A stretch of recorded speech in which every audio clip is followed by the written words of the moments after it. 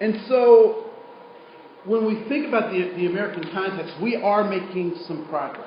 I will say Sweden is one of my favorite places on the planet. And so I go to Malmo, Sweden, which is on the southern tip of Sweden, as often as I possibly can. So I enjoy that part of the world. It's a lot like Minnesota, but not. And it's very diverse in Malmo, particularly since they have the bridge that connects Denmark with Sweden. They've gotten a lot more immigrants to come into that area. And so they've been challenged with a number of things. And, although we think that sometimes we're a bit archaic or behind the times in a number of things, but I will say that the European Union, for the most part, most of those countries in the Union do not have a civil rights laws in their documents. They also subscribe to something that most of, in the United States, we don't pay a whole lot of attention to, though. They subscribe to the Declaration of Human Rights through the UN. So there are some protections of individuals, but in terms of their civil society, they don't have these things written down as we do since 1964. So in a lot of ways, we are progressive. At the same time, there are things that we still need to work on in terms of how that plays out in terms of equity in our society. Right? So we've done a good job of creating equality, but now we need to really work on this equity piece. So what I'd like for you to do is, if you have a random piece of paper, I'd like for you to draw 5 circles on that piece of paper. 5 circles that are big enough to put information inside of. 5 circles that are big enough to put information inside of.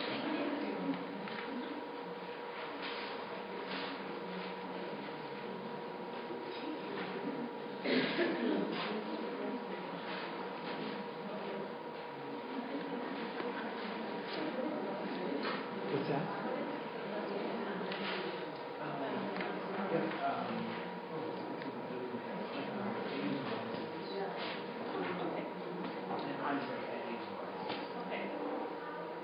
All right, so 5 circles. I want you to put one thing that you value or that is important to you in each one of those circles. One thing that is important to you or of value. So it could be a place like Bemidji or Belize.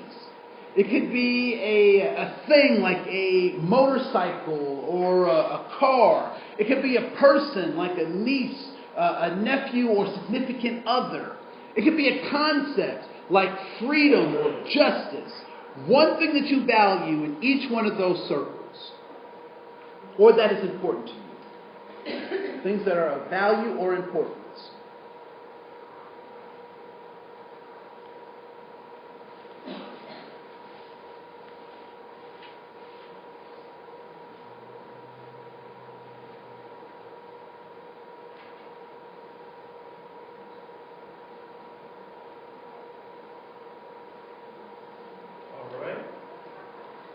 Looks like most people have 4, if not all 5, and I know that 5th one can be a stretch, but I'm not grading you on this, all right? So just let it free flow. What I'd like to do now is I'd like for us to engage in a game. And the game is very simple. What I want you to do is I want you to find 2 people for each one of the things that you wrote down in those circles. And I want you to find people who either agree with what you have on your paper and they say, that's a good idea, or they actually have that thing on their paper just as you have it on yours. And once you've found those individuals, I want them to put their initials in the circle. All right? So either people who agree with what you have or they actually have it on their paper. Don't start yet. I want to give everybody the same opportunity. So what we've done is we've drawn 5 circles, and we've put one thing that we value or that is important to us in each one of those circles. All right? So now that you have those 5 circles, I want you to find 2 people for each one of those circles, and you have 90 seconds to do it starting now.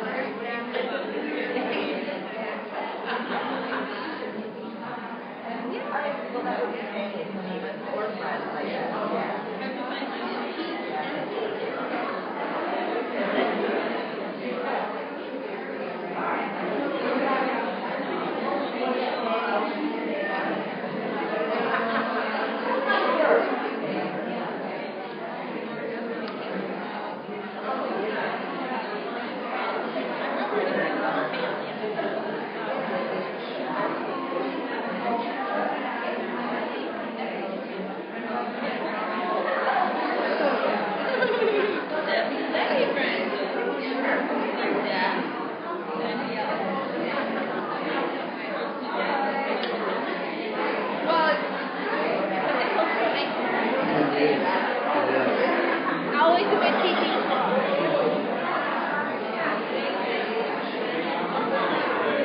60 seconds. 60 seconds.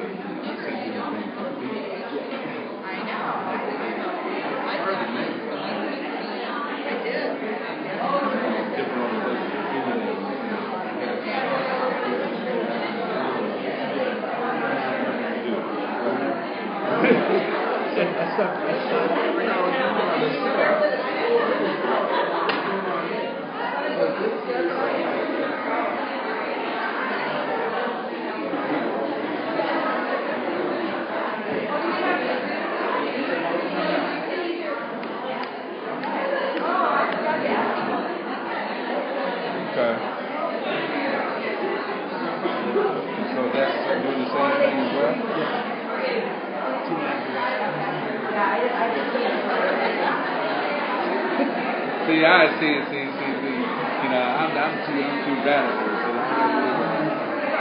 I'm not too much far behind you. I'm not doing it. Yeah, but again, you know. Yeah.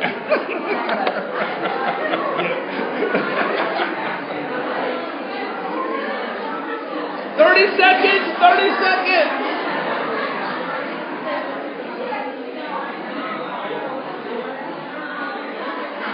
Yeah, that's kind of crazy. I don't, you know, if it was really a better friend, they'd call it the red. Right. But I don't sub, and I sometimes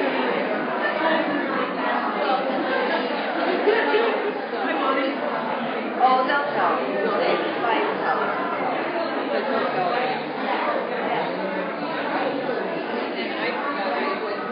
Yeah. 4, 3, 2, 1.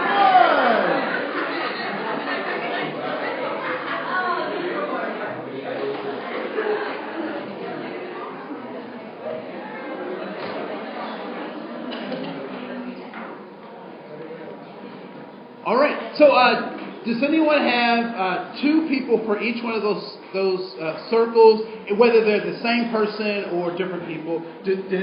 Who got 10 people? Anyone get more than 10 people to sign on their paper total? All right, cool. The total number of signing on your paper is more than 10. All right. What was your number, sir? 12. Anyone get more than 12? You stopped counting? Okay. Yep. Okay, yep, we'll get to that in just a second.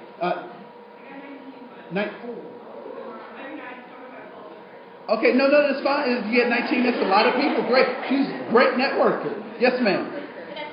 16? All right. 21. All right, cool. So we had some great networkers. Now, who was able to get 2 for each one of your circles, so a total of 10?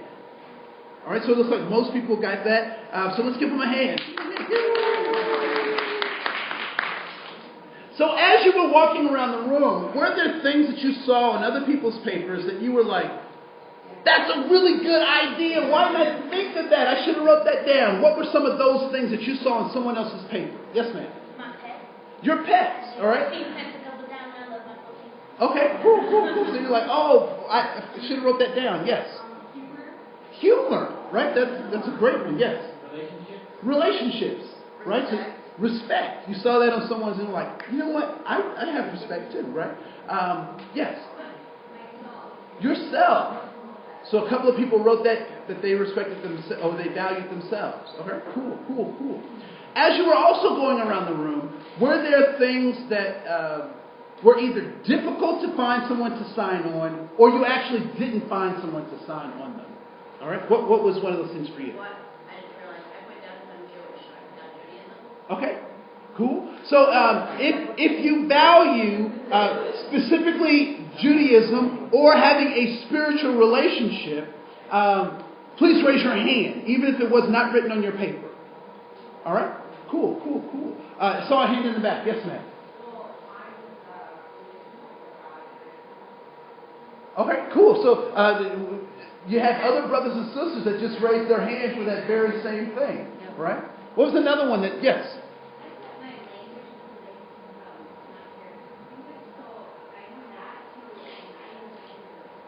All right, cool. So if speaking a language other than English is important to you, even if you can't do it, if it's important to you or of value to you and you didn't write it on your paper or you did, please raise your hand. All right, cool. Can I have one more? Yes. Serving others. So if serving others is important to you or of value to you, even though you didn't write it on your paper, please raise your hand. All right, great. So what do you think is the obvious metaphor or objective that I'm trying to get to with this particular activity? Yes? That we are all connected in many ways. That we're all connected in many ways. All right? What else? That we share values. All right? With different names. With different names. So the values may have different names, but they are ultimately the... Like religion. Okay? Yeah, I would argue that we are much more alike than we are different. And that a lot of times in some of these trainings, we spend a lot of time talking about our differences, that we don't spend enough time talking about the things that make us similar. Right? I believe that Ronald Reagan said it best in his speech to the UN. If aliens were to land right now on our planet Earth, we would recognize how much more alike we are than we are different. Right? Yes. Okay, so in our school district, they don't want us to say that. They have told us that that's not enough to say we are more alike than different, because that's not equitable. And so we have to move beyond that. So what do you say to that? This is what I say to that. I agree with them. And? That's it. That's it. Okay. Here's the further discussion about this, right? It is clear that I am African American or black. If you didn't know that before, I'm telling you now, so don't be surprised. Right?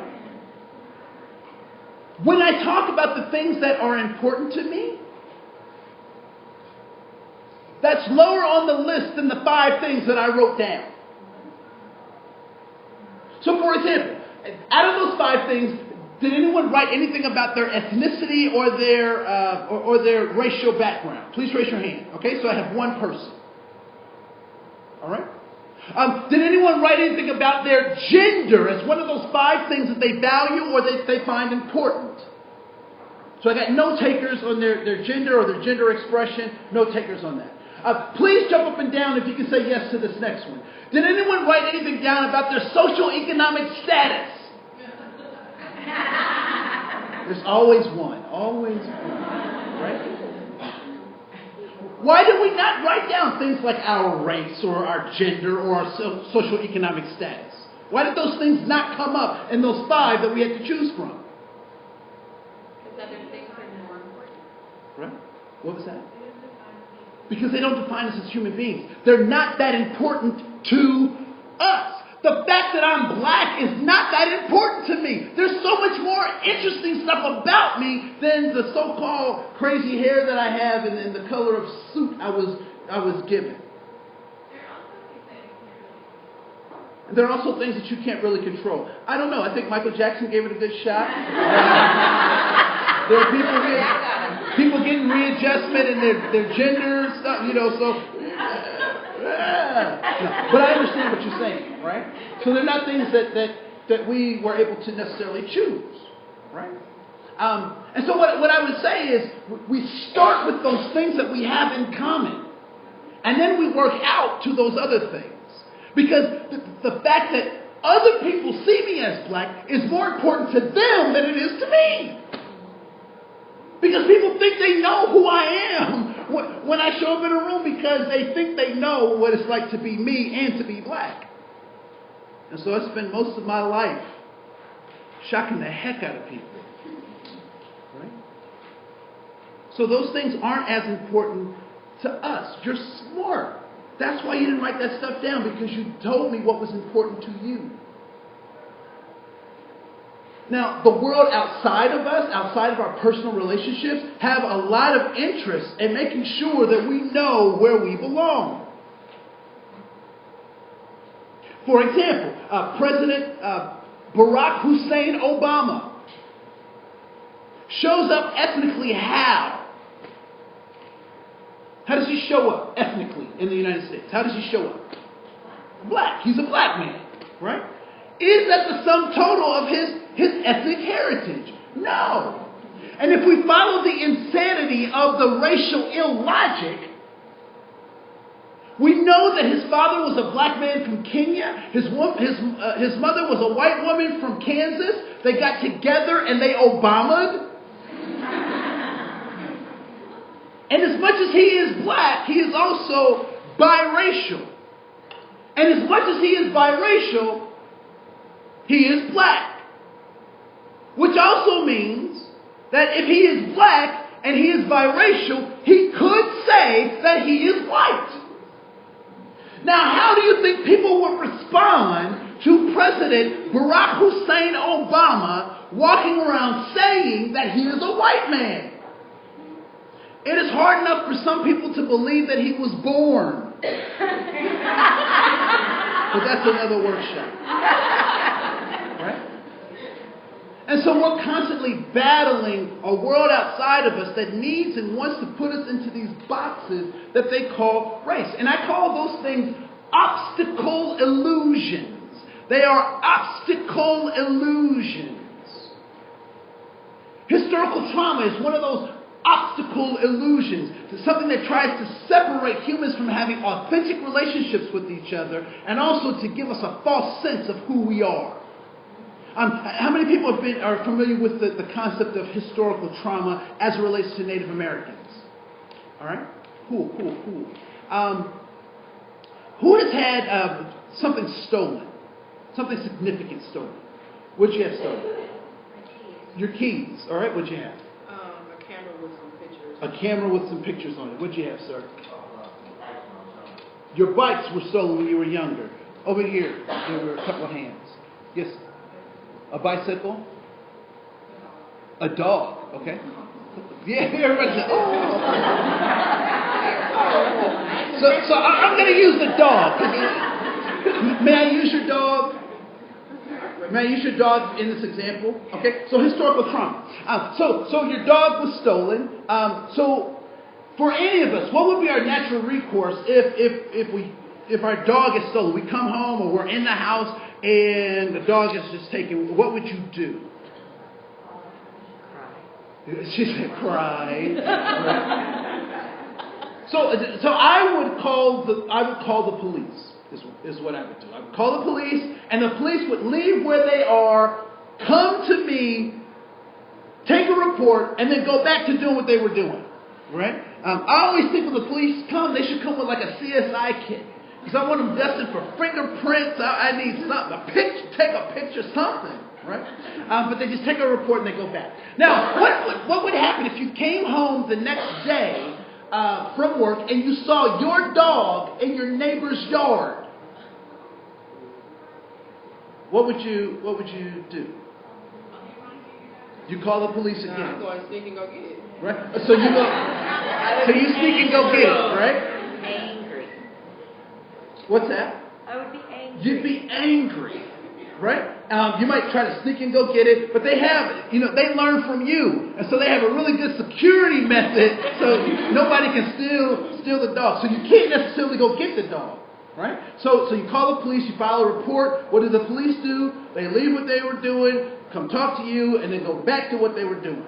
Right? So finally, you're fed up with this, and you're like, this is a pedigree mutt. I have AKA papers on this mutt. I love this mutt. Right? So you take them to court, and you show them all the papers, your veterinary stuff, the stuff that you got from Hennepin County for the rescue of this dog, and all the love and care, all the medical bills and stuff. You give that to the judge. The judge looks at that stuff. The judge is really surprised at how many jackets and sweaters you bought for the dog. So the judge looks at all that stuff, and then the neighbor comes, and the judge says, "Neighbor, what do you have?" And the neighbor says, "Nothing." And the judge goes, "Oh, that's interesting." So the judge takes all this stuff into account, has everybody in the court rise, please rise, and the people stand up, and the court and the judge makes this decision. The judge says, the dog belongs to the neighbor. How do you feel about the judge? Angry. Right? Yeah. How are you feeling about your neighbor? How are you feeling about yourself? So 6 months pass, and you can see across the street your dog, the one that you loved, right? Even when he ate your underwear, and the remote control, that dog, right? You see him every day. And so finally the spring comes, and the neighbor comes across the street and says, look, the neighborhood community, we're going to have a neighborhood community event to raise money for leukemia. And we're going to have a dog show. And I know you know something about dogs, so could you help me prepare this dog for the community dog show to raise money for leukemia? How do you feel about leukemia? Are you real excited about participating in this dog show? What do you think about the neighbor? What do you tell them that you can say in this room? Okay. How are you feeling about yourself? Because you did everything you're supposed to do. You're supposed to call the police. You called the police. You're supposed to stand up for yourself. You went to try to get the dog. Couldn't get the dog. You took him to court. You did all that stuff. The court failed you. The police failed. So how are you? And you're already mad, and you get to see this thing. How are you feeling about yourself? Historical trauma. And here's the kicker. So what typically happens is governmental entities will say to Native Americans, you can borrow the dog on Tuesday from 10:30 to 11:30, but don't be late bringing them back. Historical trauma. They get to watch all this great stuff being used by other people. And then governments talk about them. Now, I got this phrase the other day, and it rocked my world. I was like, whoo, I have to write this down in big letters. And what the quote was simply this: anything about us, without us, is not for us. Right? And so oftentimes policies are made about Native Americans without even having their input in making decisions around that stuff. Another obstacle illusion is this concept of institutional racism. And People get really confused about that because they're not sure what that is. And so I want to clear the air on what institutional racism is. All right? So when was the proclamation, the Emancipation Proclamation signed? 1863.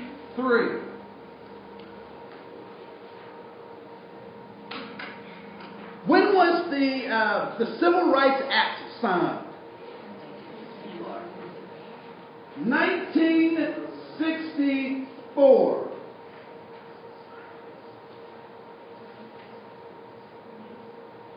This is institutional racism. What kinds of things happened in the United States between 1863 and 1964? What kinds of things happened in the world? What's that? The Industrial Revolution happened. What else happened? 2 world wars. What else? Jim Crow laws. What else happened? The baby boomers. What else happened? What's that?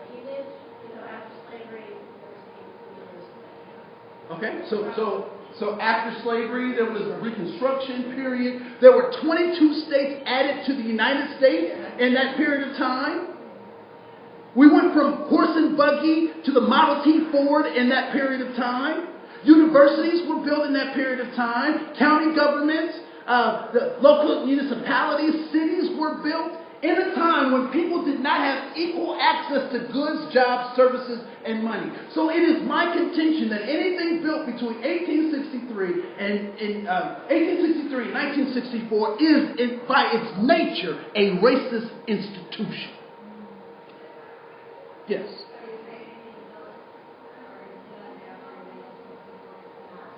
I'm not saying that.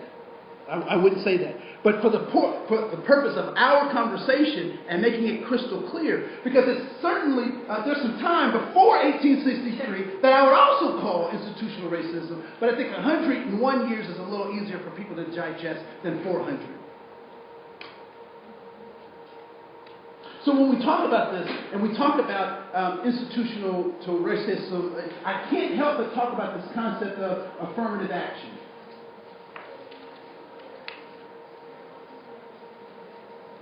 And people have lots of misnomers about what this means. What this means is that there's been a 101-year gap between people who have had access and people who currently should be afforded access. And so affirmative action said we're going to try to close this gap as best as possible. Now, my brother-in-law called me because he was upset with my sister.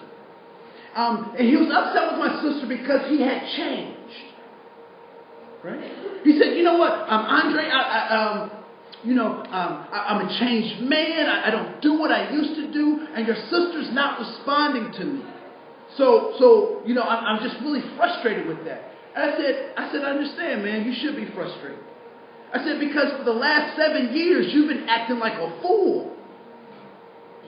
And so in year 8, if she doesn't respond in year 8, then you really should be concerned. Because you need seven years to get back to 0. Right? How long is it going to take us to overcome this 101-year gap as a metaphor? Right? And people will say with affirmative action and other attempts to even the playing field of these past hurts that haven't we done enough? Or when will we be done with those things? I would just simply ask, where is the scar that you have from learning how to ride your bike? Anybody got a scar from learning how to ride your bike? Did that scar go away? When do you have to stop looking at that scar? How long is that scar going to be with you? So when we talk about this 101 years, we talk about trying to fix it. It's going to take a long time to fix it, and it may never go away. Because it's a scar on our characters, a scar that we have to live with. It doesn't have to be a debilitating scar, but we do have to recognize, that's the time when I was climbing that fence and my mom told me not to. So I'm not going to do that again, right? I'm not going to let it stop me from being a hand model, but I am going to recognize, right? So, and another thing about affirmative action, and I don't want to dwell on this too long because we have other things that I think are crucial to have conversations about, is that people have this misconception that there are these things called quotas that are unjust to certain people. And people will, you'll hear people use terms like reverse discrimination or reverse racism. Has anyone ever heard people say that? Okay, next time you hear somebody say that, slap them. Right? Because there's no such thing as reverse discrimination or reverse racism. Because there's no such thing as a reverse chair or a reverse table. It is just a table. Right? So there is discrimination and there is racism, but there's no such thing as reverse. Because that would mean that you have to be nice to racists. And I do that for a living. So that was a bad joke. All right. So I'm teaching a class, and a young man raises his hand because he's frustrated. He's getting red in the face, and I know his head is about to explode. So I respond to him. He raises his hand. He jets it up in the air, and he says, "Andre, I want you to know that I'm the new minority. I'm the one who's discriminated against. I'm a white man, and I can't get a good job. I can't get a scholarship. And I'm mad about it."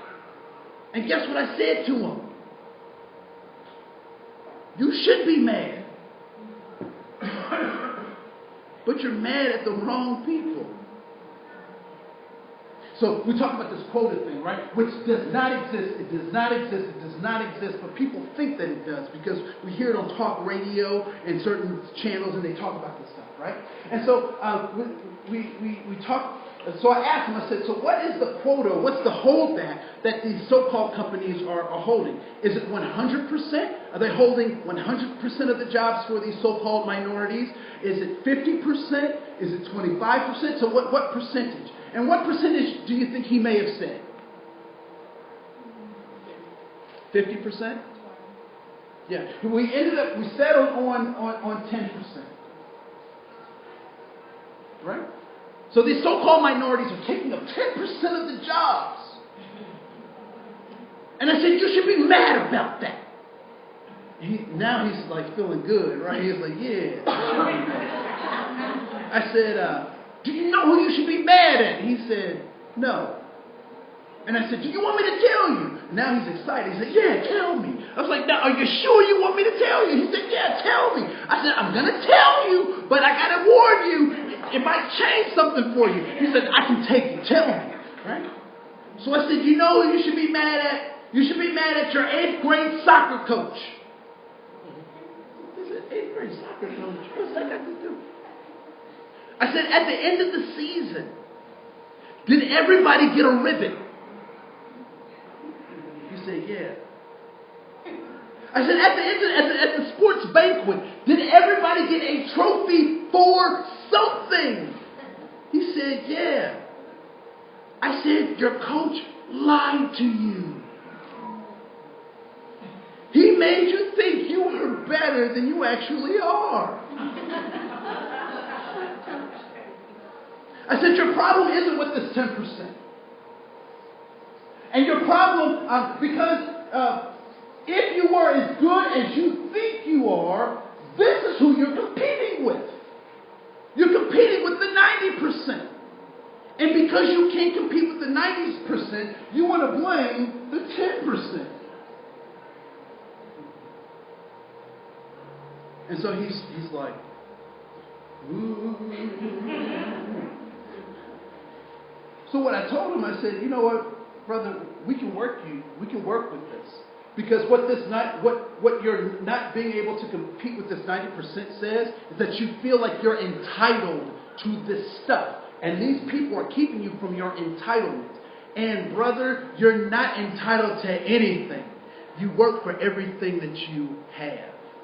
And so if you're not competing with these 10%, what this actually says is maybe I'm not as good as I think I am in this particular point. And maybe I'm upset because all the stuff that they told me about the greatness of my whiteness is not coming through for me. And so I'm really frustrated at something different. And it does that white racial frame doesn't show up in a booklet form. It's not a handout that people have. It's not an app you can download, but it's an experience that people have over time that says, you know what, I am entitled to this.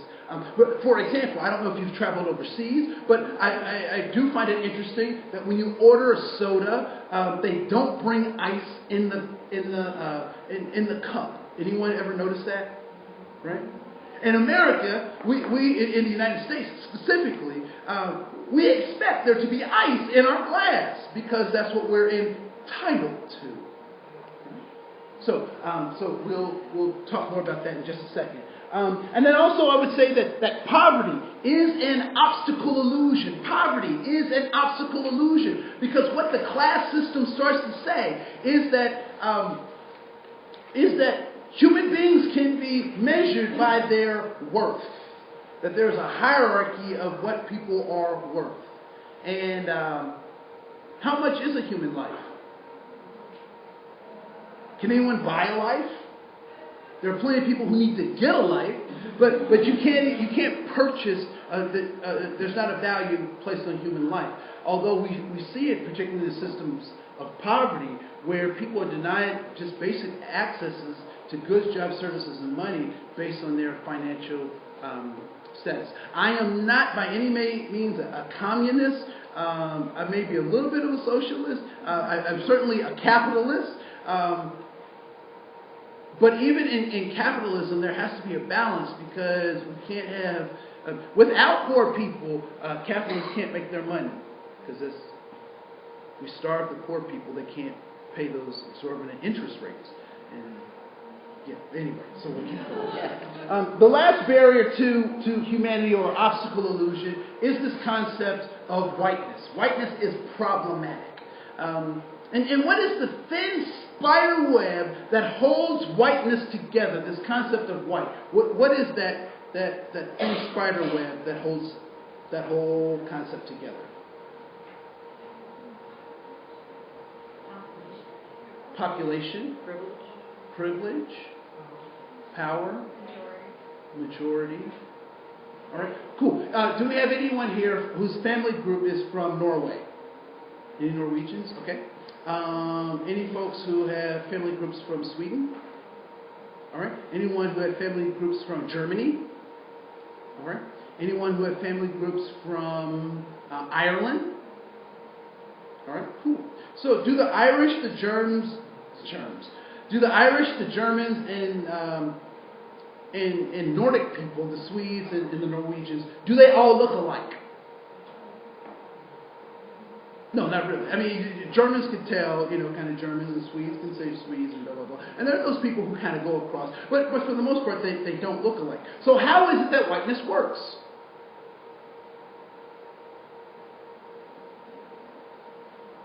How does whiteness work? What assumption does whiteness make that allows for it to work? It's the norm. That it's better. That all white people are the same. That's the only way that whiteness works.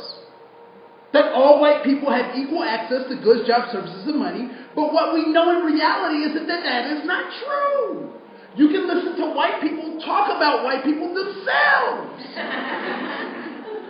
What do white people call white people who don't measure up to the level of sophistication that most white people think they should? They call them white trash. They call them rednecks. They call them wiggers. They call them juggalos. Right? They have all of these names to try to dissect themselves from other human groups. And I would suggest that is harmful not only for white folks, but also for black. Because where is white on the map? Don't say Duluth. I asked the people from Duluth. Right? Where's black on the map? Where's brown on the map? Where's red on the map? It's not. Did you know that I was not born black? I'm not going through a reverse Michael Jackson thing or anything, right? When I was born, my mom is going through. It's October 30th, 3:52 in the afternoon, and she's going for it. Right? So I come out, the doctor takes me, and in those years they had this custom, and the doctor would slap you. And I did what any self-respecting man would do if you're smacked. I smacked the doctor back. That's an old Richard Pryor joke, the only one I can tell. Right? So the doctor hands me off to the nurse. The nurse puts me on the scale. She takes my vital, how long I am, how much I weigh, and she starts noting that on her chart. And then she gets to the part of her chart that changes my life forever. Race. And in the 70s, there were 3 options: black, white, and other. So she looks at me. She looks at my parents. She looks at her chart. She looks at my parents. She looks at me. She makes her decision. What decision do you think she makes? Black.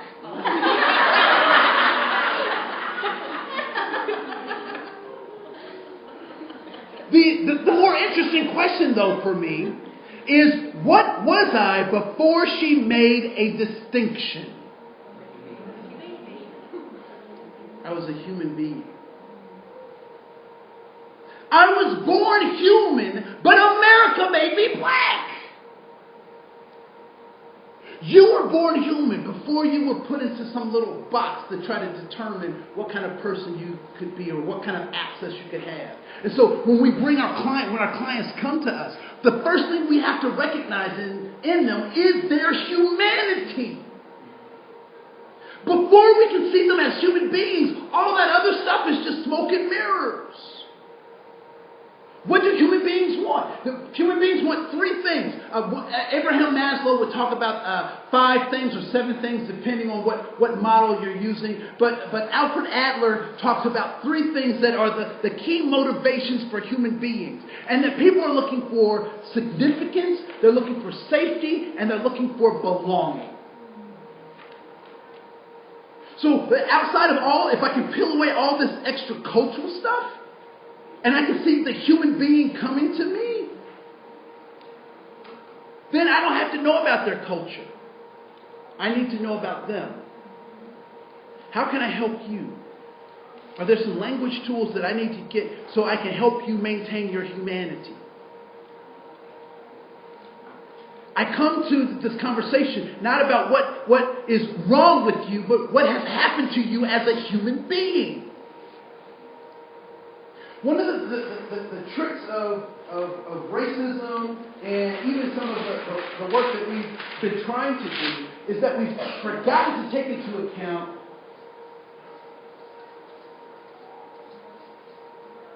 the human soul.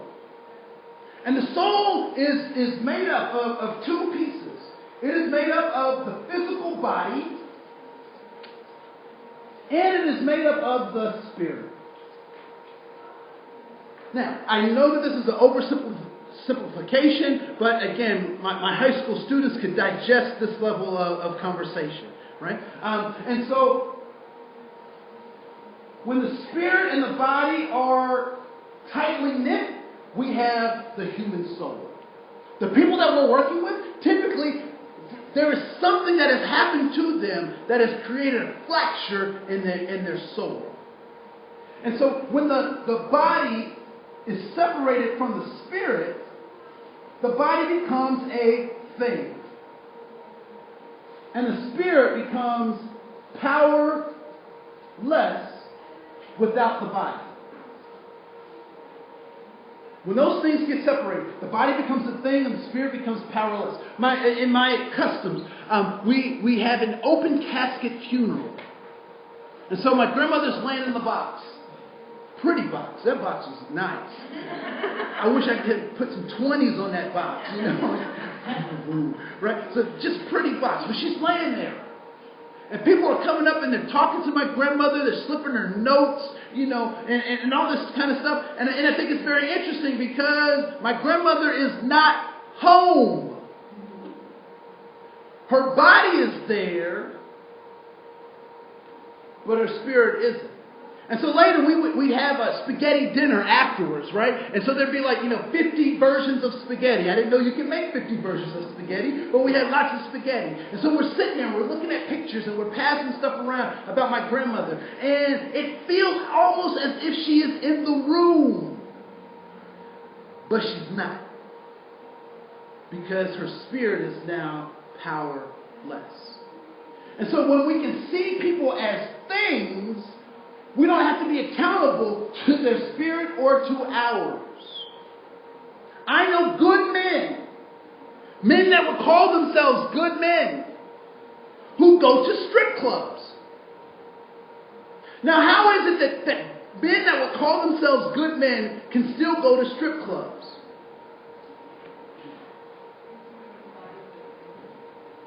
Because I'm not going to go see a woman, I'm going to go see a stripper. And everybody knows that strippers aren't people. Right? So part of what this starts to happen is it creates this really crazy psychosis, particularly in that particular conversation about men, because men are being taught to hate the people that they love the most. And so I can treat this woman like that because she's not really a woman, she's just a chicken head or a ratchet. I think that's what the kids say. I'm trying to keep up. She's a thought. Oh, somebody, I got a reaction on that. She's, I don't want to be no thought. I have no idea what that means. I just repeat what the kids say. Right? I'm going to get to just a couple more pieces. So what racism does,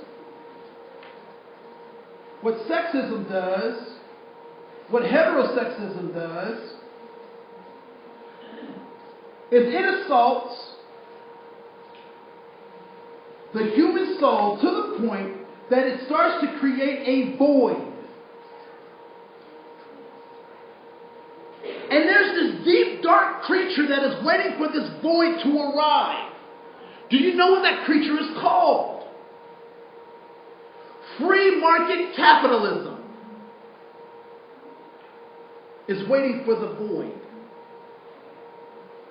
What free market capitalism says, and I don't know if you've done this, but have you ever watched a commercial? And how many commercials have you watched that actually made you feel better about yourself? Some of my favorites are the herpes commercials. Those people are living life, Get herpes and you can, skydive, all that kind of stuff. But what free market capitalism says is if there is a hole in your soul, you can buy your way to completion. You can be completed by drinking this drink, by spraying on this body spray, by buying this car, going to this vacation, being in a relationship with all of these people will make you complete. But how much can you drink to fill this void, this hole in your soul? How much can you buy? How much can you earn?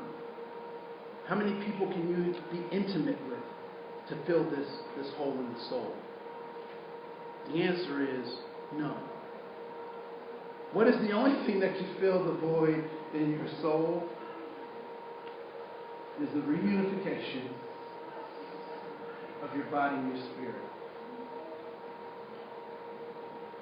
Being efficacious, knowing that you can do things, that you have power in the universe to make things happen, that's what unifies the soul or closes that hole in the soul.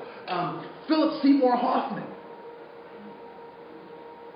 John Belushi, Janis Joplin, Michael Jackson, Jimi Hendrix. They had everything, and they had a hole in their soul. All right?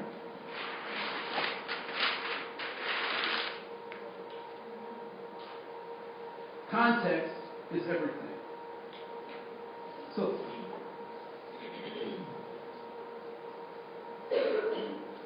anyone seen the movie Titanic? That's Leonardo DiCaprio. I'm king of the world! Right? So what was it that sank the Titanic?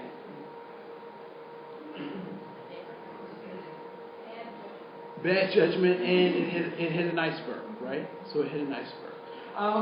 And so I like to use this as a scenario, and many of you have seen this, and I want to add a layer to this. So when we talk about culture, there are the things that we can see, and there are the things that we can't see. All right? The things we can see about a culture we will call artifacts. And the things that we can't see we'll refer to as values. So what are some of the artifacts of a culture that let me know that this culture has been differentiated from this culture? And that culture is a little bit different than this other culture. Okay, so art. Clothing. All right, so clothing. Food. Language. You said religion. Okay, so you can see people's religion. Okay. What else? Behavior. What was that? Behavior. Behaviors. You can see behaviors. Okay. You can see their environment. Give me. Okay. So maybe neighborhoods or housing structure. I like to add music, dance. Right? So these are some things that we can see about a culture. Right? So these are artifacts that we can see about a culture.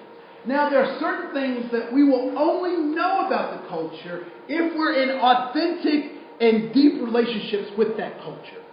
For example, brothers, there is a female culture that we'll never know anything about unless we're in relationships with women, right? With females.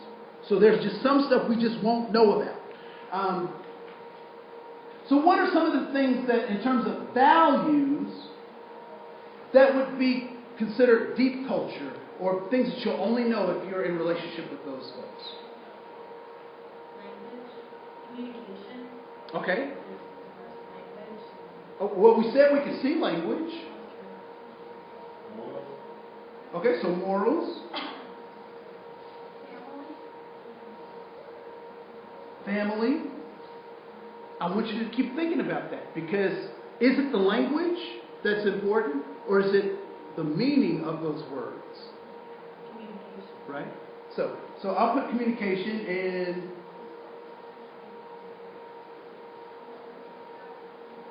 All right, what else?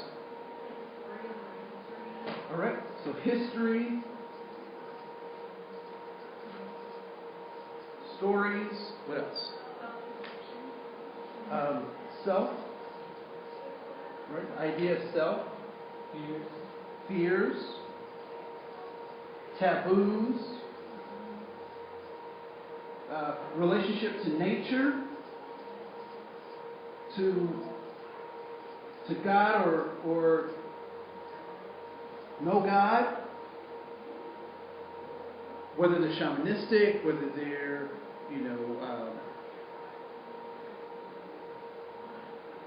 nature-centered, as well as have some divine deity. What else? Okay. Would be like personal habits. Okay, so we'll go to personal habits, values, sense of time, life, the meaning of death, humor. Right? So we have the things that we can see, and we have the things that we can't see. One of the things that is important, and you should have a card that looks like this. One of the things that's important around to know about culture is that these things are happening all the time. And so what I'd like for you to do is to take this card, and I want you to answer some questions for me using this tool.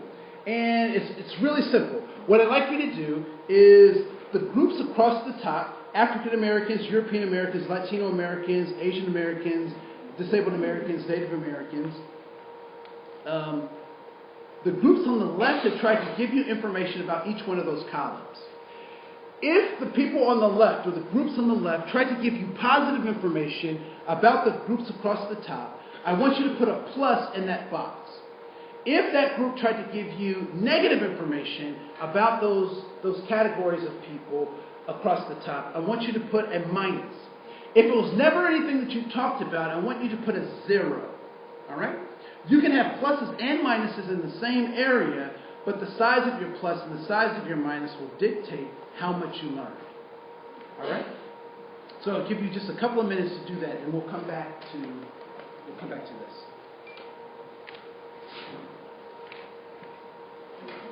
Give one more. Thank you. Did you guys see some?